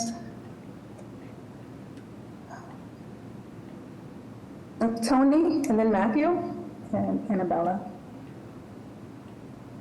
Good afternoon, Madam Chair, members of the board. Tony Disadoro representing the Alston Civic Association. As the Office of Neighborhood Services stated, the membership vote was slight in opposition. Those in opposition mainly cited increased density in the area, conforming to the surrounding neighborhood. Those who supported the project, as Attorney Drago specified, were very pleased that the site was not combined, that it was allowed to stay as 2 separate lots, and the adjoining 2 or 3 family, I can't remember exactly what it was maintained. And we have a development of a vacant lot providing additional housing. The landscaping very reasonable and appropriate. So like I say, the vote from the ACA was in slight opposition to the project. Thank you. Annabella? Madam Chair, members of the board, Annabella Gomes from the Alston Brighton Improvement Association. We'd like to go on record in support. We think that this version of the project is more consistent than the previously approved project, and we'd like to go on record in support. Thank you. Minor? Thank you, Madam Ambassador. Madam Chair, members of the board, this is Mina Perez representing the carpet. Oh, Minor, you're muted. My apologies. This is Mina Perez from the Carpenters Union. Would like to go on record in support of this project. Thank you. I have no additional raised hands. With that, may I have a motion?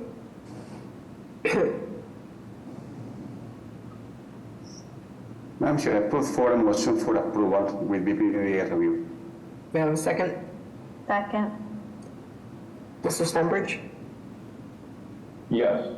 Mr. Valencia? Yes. Ms. Wewell? Yes. Mr. Langham? Yes.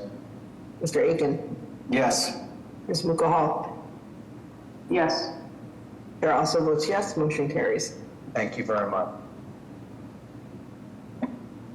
Next, we have case BOA 1548966 with the address of 55 Bostonia Avenue.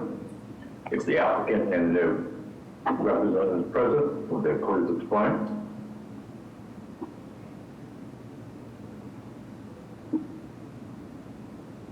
Okay, there's a raised hand here. Second, Matthew, are you here to give? Hello? Yeah. Can you hear me? Are you on the proposal? Yeah, hi, I'm the owner of this property. Sorry, I wasn't clear on how to get into the Zoom. Is this okay? You're on. Okay. Yep. Okay, sorry. Good afternoon, Madam Chair and members of the board. My name is Matthew Panino. I live directly across the street from this property at 56 Bostonia Ave in Brighton with my wife and daughter. This lot is in a 1F 5000 zone. It abuts a 2F 5000 zone that is directly on the other side of Regal Street. This lot is 4,050 square feet. I can go through the violations I have. I have a violation for use. Obviously the use is a 1F 5000, so I'm asking for 2 units here. The lot area is insufficient as it's 4,050 square feet. The lot size of 4,050 square feet is consistent with basically every other lot on the street. Our neighborhood is a real mix of single families and 2 families, even in the 1F zone. This lot directly abuts a 4,050 square foot lot that is, it's actually a 3-family home.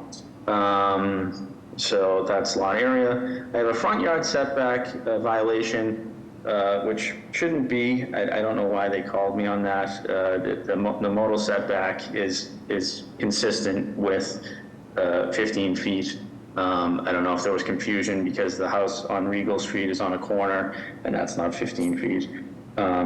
But they called me up for that. Then I have a side yard violation due to the fact that the lot's 45 feet. I'm setting the house to one side. The side setbacks are 10. I have 8 feet on one side and 12 feet on the other to make for a driveway on the right-hand side. This lot actually has an existing curb cut. I don't know the history, but maybe at some point there was a house there. Nobody in the neighborhood ever remembers a house there, but there's an existing curb cut. And then the last violation is for rear yard. It's 30 feet, and I would need 40 feet. These are 2 units on 2 levels, 2 bedroom, 2 bath units that will fit in nicely with the neighborhood. They're each about 1,100 square feet. Just on 2 levels. There's no 3rd story. That's about it. All right, thank you. Any questions from the board? Hearing none, may I have public testimony? Yes, hello, Madam Chair, members of the board, Frank Mendoza here, Alston Brighton liaison for the Mayor's Office of Neighborhood Services. We did host an abutters meeting for this project on December 19th, 2023. We had one abutter in attendance who had concerns about traffic, open space, parking, and density, with questions about whether or not there would be traffic studies or studies about the impact of open space.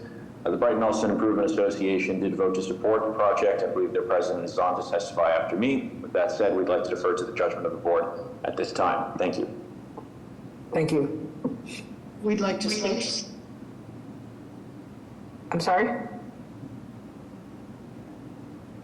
Did you recognize somebody who speaks? Yes, my name is. I think you have two devices on that's causing an echo. If you want to turn one off. Right.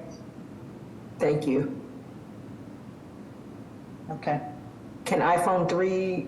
Hello, I am resident and owner of 57 Bostonia Ave, the property adjacent to the lot that is under review. I have some questions, or in addition to the list I have already submitted objecting to the construction of this property. I would like to ask or bring up the question of lot area insufficient and/or as well probably use forbidden. I don't quite understand why the lot area insufficient meets some kind of regulation or requirement. One of the questions I should think would be necessary to answer is fire code regulations and whether or not there is space available between the house under construction or proposal and the adjacent property that I am in right now at 57 Bostonia. But that holds true as well for the backside of Regal Street property at 14, I think is the number. What kind of space is there available for a treatment in the event of, safety in the event of fire? Another question that I would have and bring forward to the board is whether or not that lot under proposal is a subdivision of a property at Regal Street which formerly made use of the proposal lot as a backyard.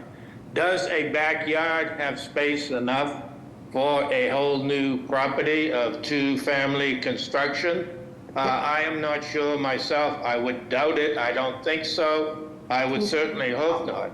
But in any case, my two questions are the question about the use or the availability of fire access to the property along the two sides of the proposed building, and as well the question of the subdivision, which I think would be required to establish before any use could be made of this backyard.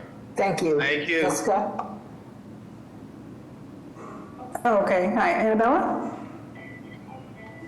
Madam Chair, members of the board, Annabella Gomes from the Brighton Alston Improvement Association. We'd like to go on record in support. Thank you. Thank you. Yep. Okay, Shirley, you looking to give testimony for this proposal? See your hand is raised. Okay, I don't think so. All right, I have no additional raised hands. Would the applicant like to briefly respond to the concern before we proceed?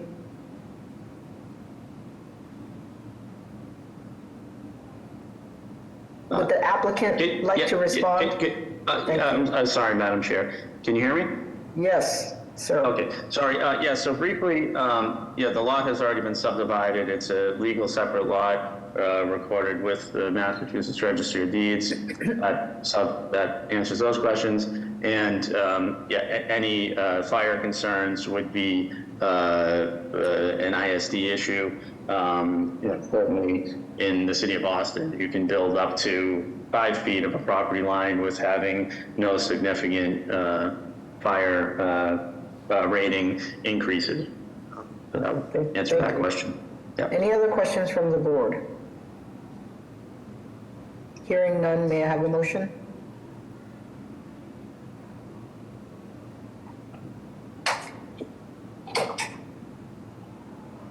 Madam Chair. Go ahead, Katie. Oh, I'll make a motion for approval. It seems like the variances being sought are contextual with the neighborhood as noted in the BPDA memo. Where's Quinn working at now? Second? Second. Mr. Stenbridge? Yes. Mr. Valencia? Yes. Ms. Wewell? Yes. Mr. Langham? Yes, ma'am. Thank you. Mr. Aiken? Yes. Ms. Mukahal? Yes. Chair also votes yes, the motion carries. Next, we have case BOA 1561839 with the address of 500 Western Avenue. This is an Article 80 case. If the applicant and or the representative are present to represent. Yes, sir, Mr. Secretary. Attorney Joe Hanley. Please proceed. All right, thank you, Madam Chair. Thank you, members of the board. For the record, Attorney Joe Hanley, 28 State Street in Boston, from McDermott, Quilty, Miller and Hanley. With me is Gary Hendren, who's the project architect. If perhaps the ambassador, Madam Ambassador, if you could elevate him as a panelist. Also with me is the principal representative of the ownership entity, 500 Western Avenue LLC, Ardo Garabedian. So, Madam Chair, in the interest of time, I'm going to take you through this presentation quickly, and then we'll have me and Gary as the architect available to answer questions. So, next slide, please. You will see the site in yellow. 500 Western Avenue is approximately 33,000 square feet of land. It is unique in the sense that it is bounded on all sides by public streets, which you'll see. Western Avenue at the front, Mackin Street to the west, along Richardson Street that goes around the perimeter and back. We are in the north section of Brighton, and the site is right now is 100% impervious. It's essentially a parking lot. For decades, up until recently, it was a gas station. And my client, Ardo Garabedian, and his family have owned this property for decades, and he operated the gas station and has since remediated that. The tanks are out and a 21E has been issued. So now we're ready to propose what we think is a contributing residential mixed-use development. Next slide, please. So you'll see just quickly some existing conditions. The upper right shows you our property in the left and what is the approved and operating Radius building, which is across Mackin Street. It is similar in height and scale. It provides an important contextual support for our project. You will see to the right the intersection of Mackin Street, which we're actually expanding and improving as part of this development. We'll get into that. On the bottom left is the site looking towards the east, and again, you'll see all the impervious surfaces, unimproved surface asphalt, and the final view is from looking across the street, and that is to the health center on Western Avenue. Next slide, please. So we are in the new Western Avenue corridor rezoning study area, which is a mouthful that the BPDA launched and was adopted by text amendment for recognition back in November of 2022. We call it WACRZ in order to be for an acronym. So 500 Western Ave, you'll see in the far left on the west side in red in the 1C subdistrict of WACRZ. Next slide.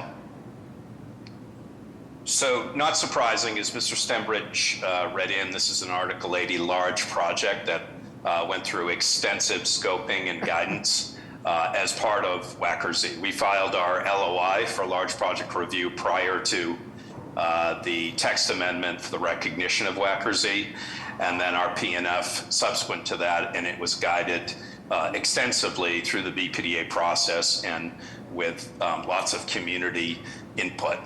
We are excited that what we're providing will advance the values and the vision for the city, for the future, and for the neighborhood by creating more affordable housing that would otherwise be required on site, Also introducing opportunities for artists live work in a section where artists are a prevalent population in need. And to address some needs for district parking, which we'll get into. The city's going to be removing spaces all along Western Ave as part of the corridor. And there are businesses in the area, including the new Speedway and the like, that we want to be able to support by fee-paid parking as well as overnight parking for neighbors. We're really excited about the open space. Again, I told you this is almost 100% impervious, former gas station use. We're contributing by putting a pocket park in that is open to the public, as well as expanding all of these sidewalks, which are now inaccessible, and adding 25 new street trees, 15 of which are canopy trees, full growth, in an area that has none today. And this will be an all-electric, LEED certifiable gold. We also have PV solar on the roof for energy production.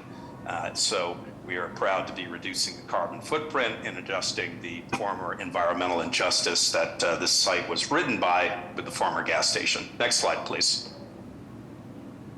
So this slide just shows you, I'm not going to go through this on the right. You can see all the meetings. We put this together to show you, and you'll hear from some folks in the public, I hope, of all the 2.5 years of work that we've done with the community. And the result was the project that I'll give you a nutshell here. You can see over in the middle column.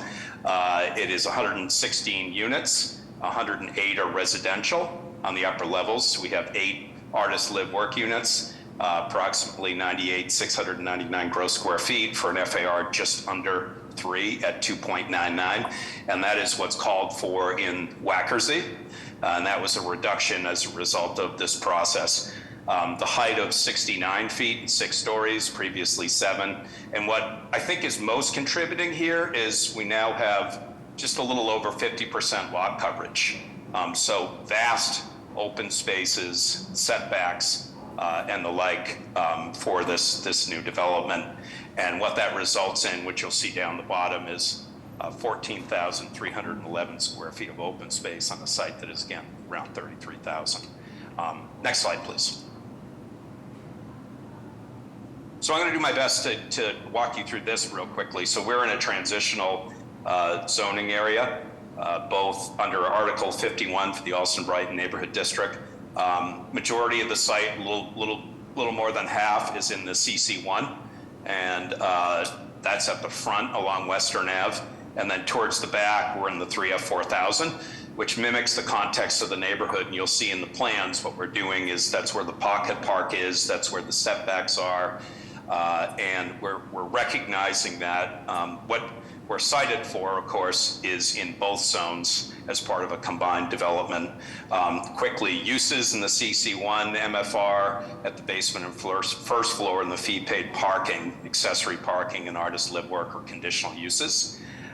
Dimensional, the underlying zoning is 1. We are at just under 3, again, consistent with the recently adopted recognition of Wackersey, as well as for the height, which is consistent with Wackersey at 6 or 9 feet in the former underlying zone of 35. The front yard's a little bit, there's some nuance here. So we have 3 front yards. The way ISD looked at this is we'd require 7 feet on Western Ave, 5 feet on Richardson, and 16.8 on Mackin. We have 20-foot setback on Western Ave, which far exceeds the requirement. We're also exceeding the 5 feet with 9.4 on Richardson, and we're just a little bit underneath the 16.8 on Mackin Street with 16, and then it narrows to other dimensions, but it's offset with the open space and the work that we're doing to widen that drive. All those uses are forbidden in the 3F4000, again, transitional zone. Obviously, we would need a front yard variance. There, in the 3F, this is a combined development. The FAR in the 3F, which is part of Wackersey, is 0.8, and again, we have 2.99. Open space, we far exceed in the CC1.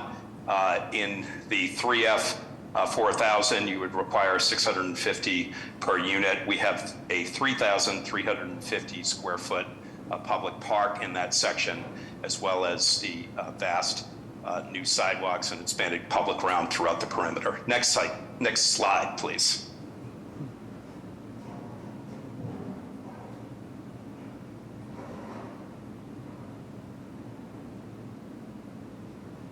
Can we keep it moving, Attorney Hanley?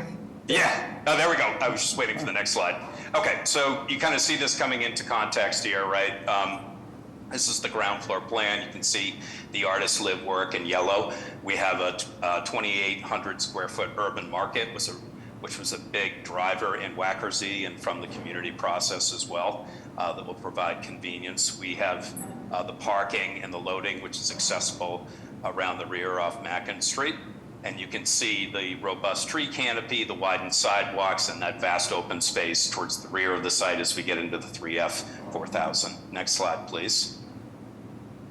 So just to show you, this is in excerpt from the front on Western Ave. We're really going to be a good precedent for the future. We're investing in a new cycle track as part of this for the city. We're creating a new curb cut. We're investing in new curb cuts and pedestrian safety at Mackin Street, as well as at Richardson Street. And again, setting that building back 20 feet for a robust public realm in a place that has none today. Next slide, please.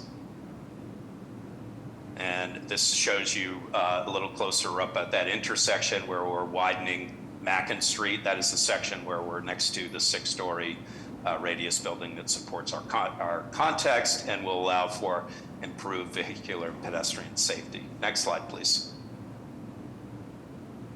This is intended to show you an excerpt view of the back. I talked about this pocket park. You also have some surface parking for the convenience for the neighborhood market. And then you go down into covered parking, and you can see some of the public amenities that we're going to introduce as part of the pocket park that we worked really closely with the BPDA on. Next slide, please.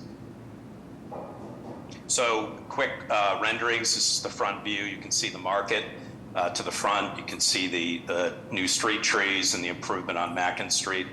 6-story building, active street front. Next slide, please. In the elevation view from the front on Western Ave and from the side on Mackin Street, again, taking advantage of that setback at the rear. Next slide. And from the rear, this is a straight-on elevation that, if you go to the next slide, will show you how robust, an excerpt on the upper right. That is the rear open space that is set back in the 3F 4000. And that on the bottom is the elevation at the rear. Next slide, please. Sections that show you how we're working, especially with respect to the parking. There are 2 levels of parking, and I'll explain that in the next slide, please. So for the residents of the building, we have 59 residential parking spaces, full EV car charging stations, and that would be on the 2nd level, and that is for the 116 units, as well as you have parking for visitors and the market at the surface, which I showed you.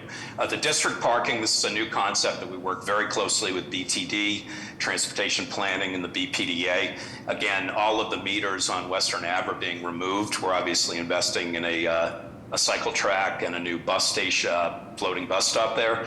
And to mitigate that, right now the neighbors see a lot of folks parking in their neighborhood. We want to support the businesses in the area for short-term parking. And this is something that was very well received both through the planning process and the neighborhood. Next slide. So, Madam Chair, I took you through this. In conclusion, I want to thank you for the time that you gave me, but I also want to thank both of the neighborhood groups that we worked very closely with, the Mayor's Office and the BPDA on this project, and we're very excited to bring it forward. Thank you. Thank you. Any questions from the board? Okay, Mr. Balsick. Thank you again, Madam Chair. Quinn Balsick here from the BPDA. This project was approved by the BPDA board on August 17th, 2023. And as Attorney Hanley discussed, is located in the newly rezoned Western Avenue Corridor Rezoning Study area. The one public meeting was held, as well as 2 impact advisory group meetings. The community and IAG were overwhelmingly pleased and supportive of the project as it complies with the new zoning and includes higher affordability and transportation upgrades. The BPDA continues to express its support for this project and hopes to see it move forward. Thank you. Thank you. Sorry, Tony? 1 second. Sent a request on. Public testimony now? Yeah, good afternoon, Good afternoon, Madam Chair, members of the board. Tony Disadoro, representing the Alston Civic Association. We'd like to go on record in terms of deferring judgment to the board. The membership vote was very evenly split between those in support and those in opposition. Those in opposition, I think, were expressing some anxiety about the continued growth of density in the corridor, in the Western Ave corridor, and the fact that a transitway study has been commissioned by the city of Boston, as Attorney Hanley had mentioned, could very well result in some on-street parking disappearing, and it's a big pass-through corridor as well. So I think the opposition was mainly concerned mainly for the corridor and how it would handle this additional traffic, so to speak. Those in support, very excited about the mixed use of the project, the height and density of the project, and as Attorney Hanley mentioned, the 50% lot coverage, so a lot of open space, and again, the opportunity to try to offset some of the loss of on-street parking. We do have, as development moves forward, a growing business space in the corridor, and this community parking would be a great help to sustain those businesses that will be coming along. So again, we had a very split vote, and we will defer judgment to the board. Thank you. Any other raised hands? Yeah, Madam Chair, Annabella Gomes from the Brighton Austin Improvement Association. We'd like to go on record in support. This project was presented a few times. They really worked with the community on addressing many of the needs and concerns, and we are happy to approve it. Thank you. Thank you. Good afternoon. Madam Chair, members of the board, Minor Perez representing the Carpenters Union on behalf of hundreds of our residents that do work for us in Boston. I want to go on record in support. Okay. All right. Do we hear from everyone? More? How about Maura McCrave? Yep. Go ahead, Maura. Good afternoon. This is Maura McCrave from Councilor Braden's office. The council would like to go on record in support of this project. Thank you. Sean? Hi, this is Sean McDonald. I'm the landlord at the Speedway across the street from this project. I'd like to go on, appreciate you offering the time to speak.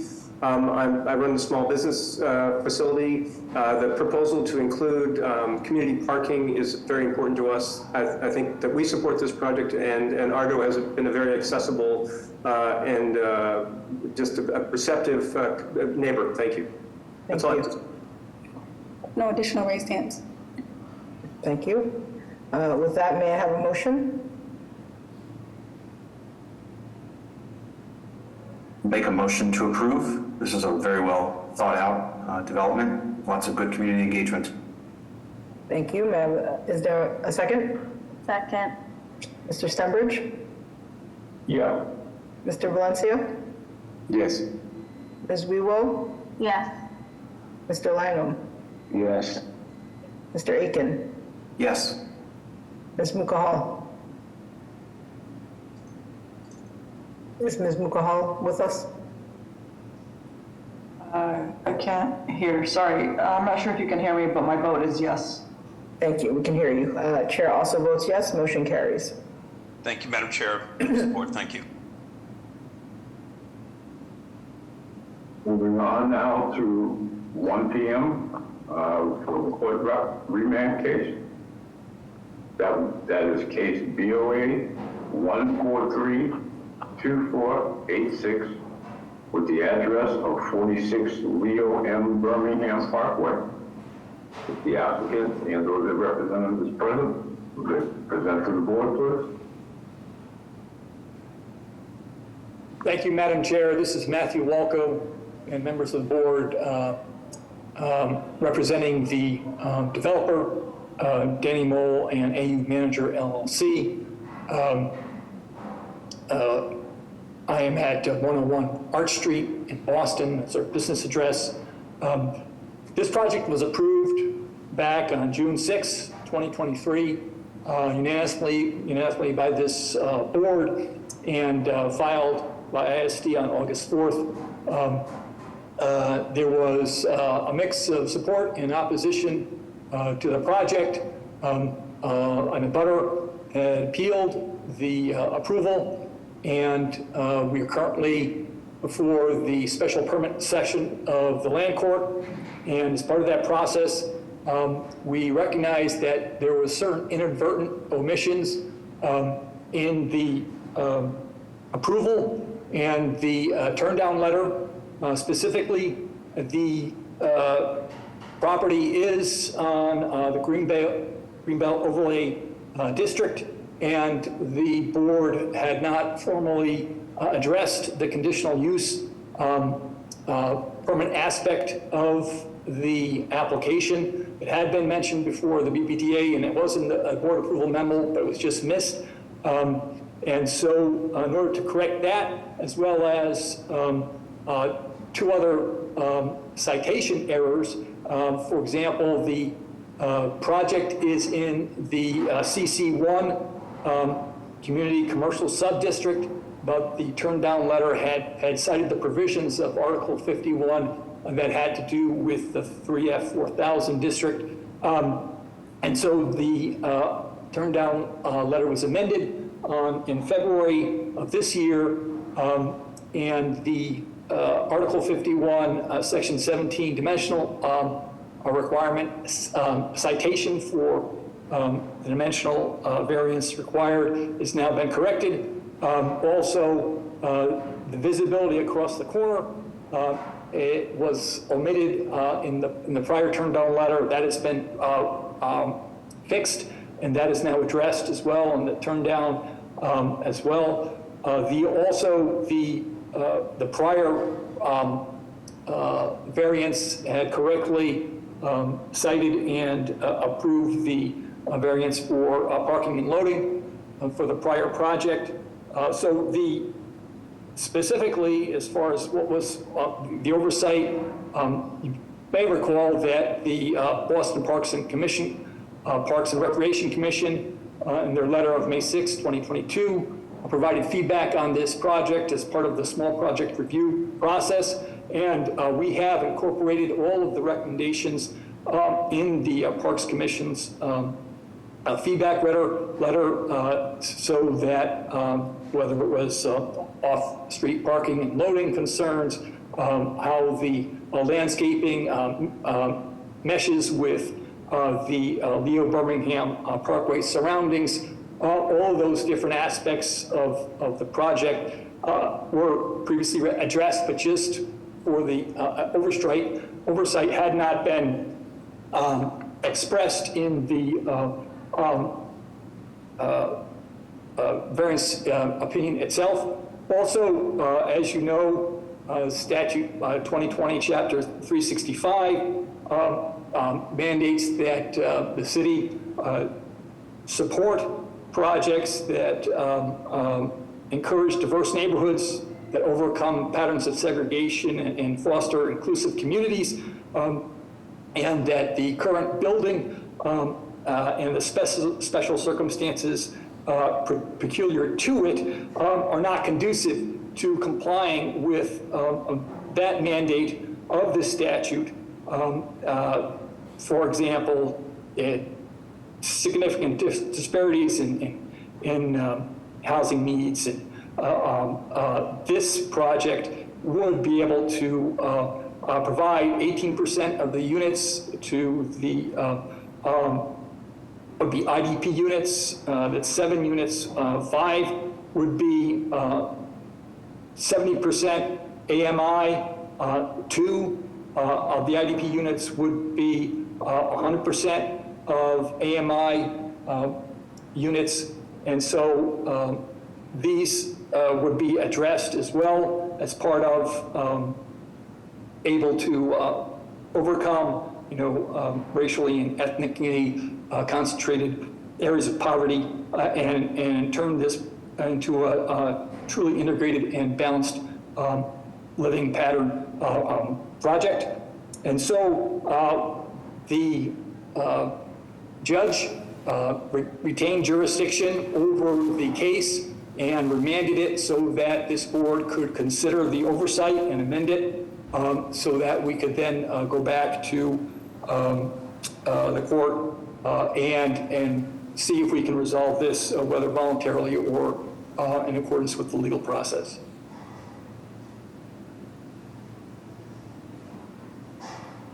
Questions from the board?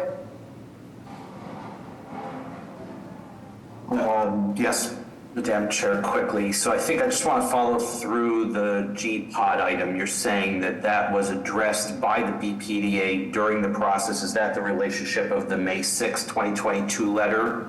So it was addressed during it? Yeah, absolutely. It was left out of this, out of the, go ahead. Correct. It was addressed before the BPDA. It's in its approval, but for whatever reason, it slipped through the cracks and wasn't on the turned down letter. And then because of that, it wasn't included in the actual opinion as a citation. And so that was just an inadvertent oversight. And we reached out to the parties, and it was agreed that we should retain a jurisdiction before the permanent session of land court, but remand it here so that the court can, or so that this board can consider the conditional use aspects of the GPOD requirement. Okay, so, all right, so all right, so you're saying you've satisfied, and obviously I know we have the BPDA memo. I didn't look at it specifically for that at this moment to see if it captures the GPOD, but that was the essence of my question, basically. I think that those things have been satisfied in order to grant that conditional use.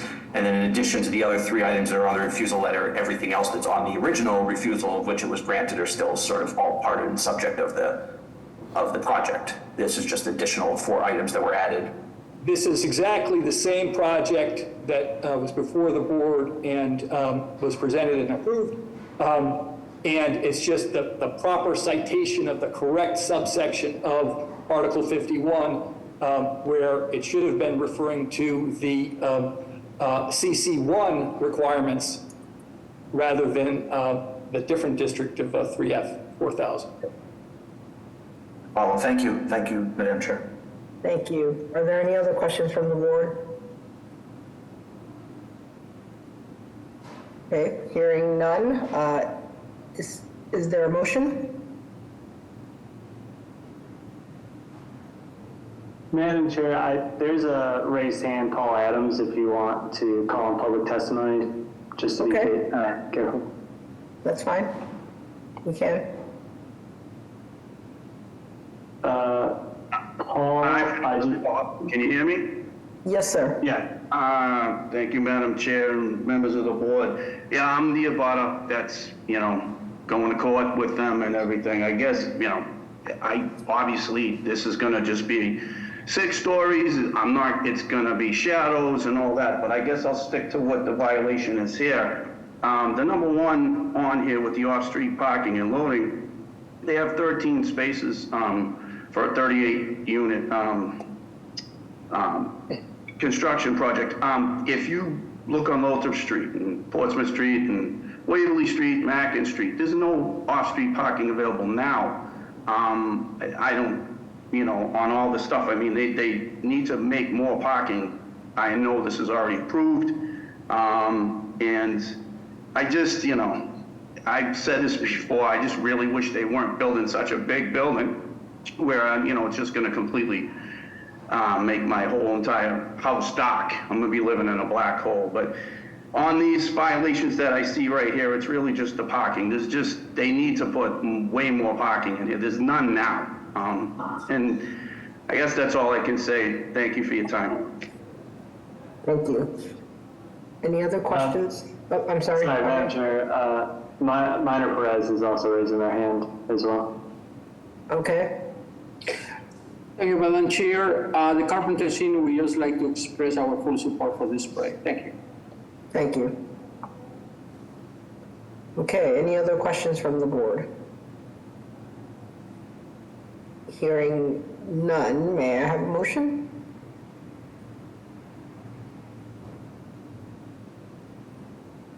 Madam Chair, I would like to put forward a motion for approval. Of course you would. Is there a second? Madam Chair, I'll second that. I'd like to add, adding more parking stalls will incentivize people to drive, whereas reducing the number of parking will make the units more affordable by not having that amenity for every unit, and there will mitigate traffic concerns. Thank you. Mr. Stenbridge? Yes. Mr. Valencia? Yes. Ms. Wewell? Yes. Mr. Langham? Yes. Mr. Aiken? Yes. Ms. Mukahal? I'd like to echo Ms. Wewell's comments and vote yes. Chair also votes yes, the motion carries.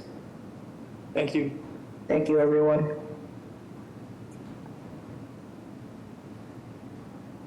See some of you next time. Thank you. Bye-bye.